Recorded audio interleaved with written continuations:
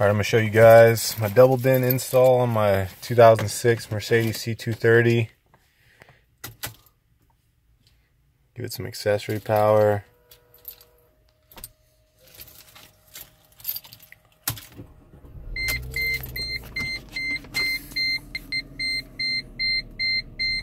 I'm the protagonist. I'm co-captain it.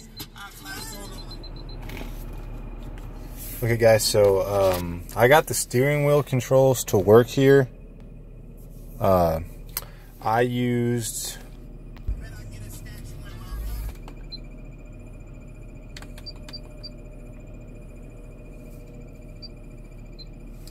anyway guys, my steering wheel controls do work here on my Mercedes C230. Again, it's a 06. What I used was this product here. I'll show you. I use this CRUX SWRBM-57 interface. To me, it's a little more expensive than just getting a typical aftermarket harness and say like an axis adapter for the steering wheel controls, and then just splicing in the wires with the axis adapter or steering wheel controls. I think it's the ACSWC1 or whatever. And but this was just more plug and play. You just plug it in, follow the directions. Here are the directions here. It comes with 2 different types of harnesses depending on the car, and it tells you which one to use. Sorry, it's a little dirty, a little rainy down here in Texas. But yeah, here's the module and the interface, and here's the 2 different kinds of harnesses right there. I use this 40-pin quad lock harness, and then here's the steering wheel control cables. Here's just directions on kind of how to configure the product. It tells you which harness to use depending on your vehicle. I used option B. It'll tell you why on the other side, because this option A has like a yellow and blue wire if you have a Kenwood or JVC aftermarket unit. But if you don't have those, then you don't need to use it. And then it says this step is only to be done on the BMW steering wheel control model with the key in the off position. It'll tell you to set these switches on that interface box. See these switches here? That is on the side right there. These are the 3 switches they're talking about.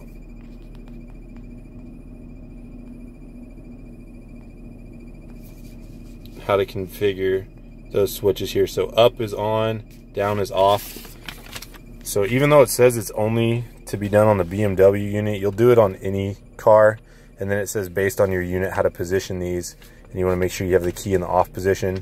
Set these according to your unit and then start the car. I had to try this a few times to get it to work. I don't know if maybe it was because I disconnected the battery and I hadn't connected it back up yet. I don't know. I had connected it back up, but I had to try it like twice and it worked. So anyways, yeah, and then it tells you which option, which of those steering wheel control cables to use based on the type of unit you have. As I said, you only use option A if you have like a JVC and Kenwood unit. That'll use the blue and yellow wire. Also Alpine unit, Clarion, I don't even know what that is. Yeah, and then here's just the compatibility, and it tells you which harness to use. But in my opinion, that was a very good product. I thought it didn't work at first, and I got Amazon to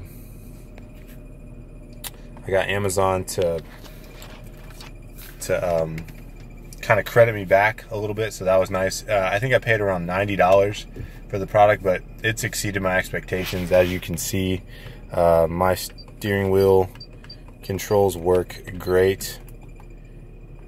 Here, hold on, let me get to the audio. And there we go. Really want to know who Superman is? Watch this. Well, we go from here. If I lead a block, a little money fine, but I will be. Hey, K-Dot. So anyways, yeah, you can see my steering wheel controls clearly work. And this is the product I used. Just some tips. There's a ton of video, or a ton of write-ups on the forums of how to disassemble the dash. It's pretty straightforward. You'll start up here. There's 2 pins, 1, 2. You'll clip them out. You'll move them over to the side, and then flip the unit up. On mine, there's somebody said there's 4 screws. 1, 2, 3, 4, but mine only had screws on the bottom. But you know, you may have screws on the top. I thought I did, but then once I took them out, found out I didn't. But anyways, they're Torx 20. So as I said, you'll take a little small, tiny screwdriver, like I have really small flatheads from when I work on cell phones and just electronics. So you'll flip this tab. You can see that. Yeah, you can see that tab just above my finger there. That one on the left, that smaller tab on the left, you'll push it over and then flip the unit up. And if you have screws up here, same thing with this tab just above my finger, this little smaller tab on the left, you'll push it that way toward the right and then flip it down. And then that should expose those screws, those T20 screws you need to get that out. And once you get the AC unit out, you'll be able to take this off. There's, again, just 2 T20 screws, one there, one there. You'll have to take this panel off. Just make sure you put the emergency brake on, so that way you can move the gear shifter around to get this trim off. Also, I didn't want my USB cable.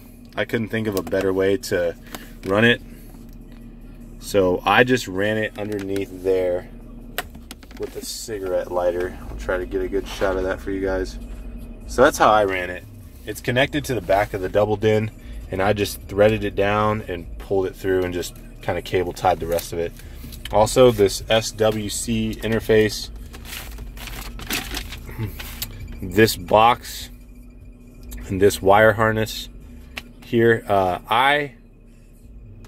this box and this wire harness, I took them, and once I connected everything up, I did my wiring inside, then just plugged it into the double din. I pushed those two, the adapter harness and the module, I just pushed them down beneath those, so they're kind of sitting behind here. And that was the only way I could get the double din to go in. But this, also I brought the trim kit. I brought a picture of the trim kit.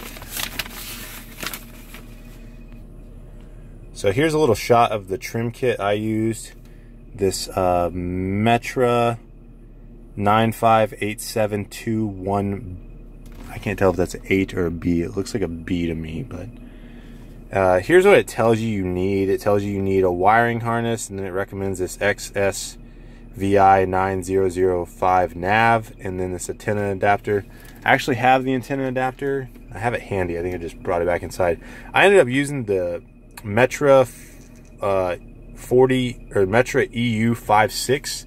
It's basically the same thing as this one, the 40 EU10, but it had a blue wire, which is supposed to boost the connection, and it didn't work too well for me. I'll show you guys here. My FM sounds like shit. It sounds awful. So if I were you, what I would recommend is I would recommend not even, I mean, unless you really want it, just for sake of completing the installation.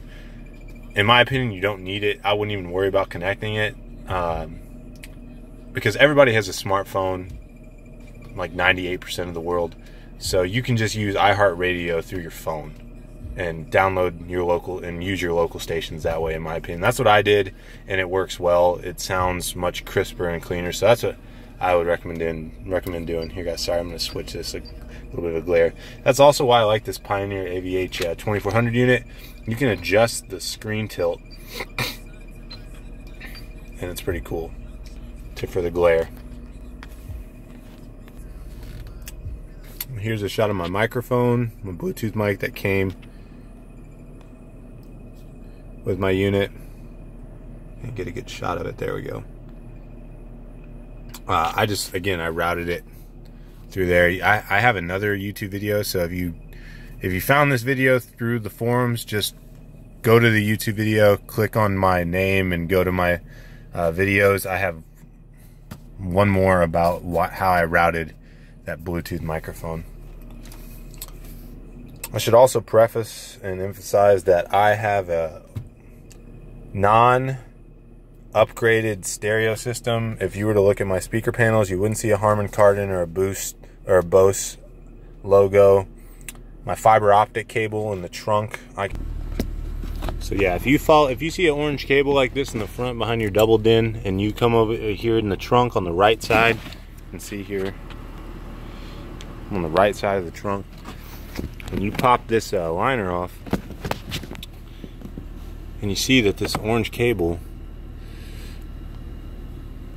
here isn't connected to anything, then you likely don't have an additional amplifier or an upgraded sound system. I think this is a box where the amplifier would be mounted, if I had to take a guess.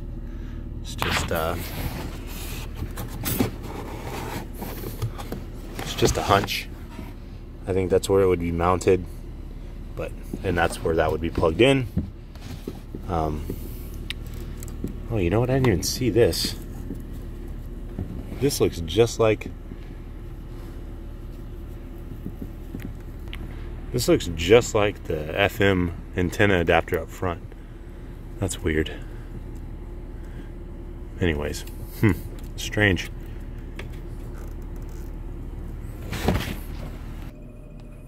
I also wanted to show you guys the DVD capability of this Pioneer AVH 2400 NEX. I think it's really cool. I love how it flips down. Of course, you know, I had to go with Star Wars. I had to show you guys. I had to pop that guy in. So, by the way, if you're a Star Wars nerd like me, one day I found this Blu-ray and DVD set of the first trilogy for like $15 at Target. So if you happen to be at Target during Christmas time, just go look at the DVD Blu-rays, man. See if you can find this deal. It was awesome. But yeah, I went with a micro bypass. I hooked up the micro bypass, and just make sure you wire it correctly. I think it's blue from the micro bypass. The blue wire of the micro bypass goes to the blue-white wire of the Pioneer harness. The green wire from the micro bypass you'll connect or splice or T-tap to the parking brake wire of the adapter harness, or of the Pioneer harness, and then just tap into the ground. Then black wire of the micro bypass to ground. So I'll show you.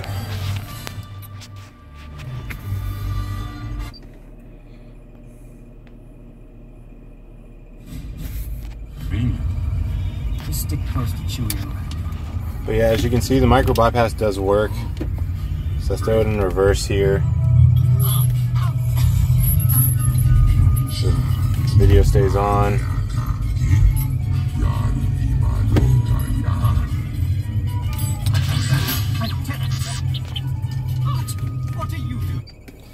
I just think that's a really convenient feature.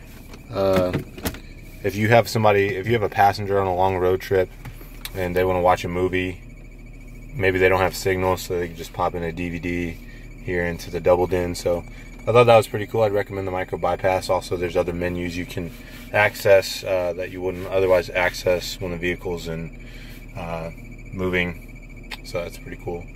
Anyways, guys, I hope that helps. Please post your questions on the forums,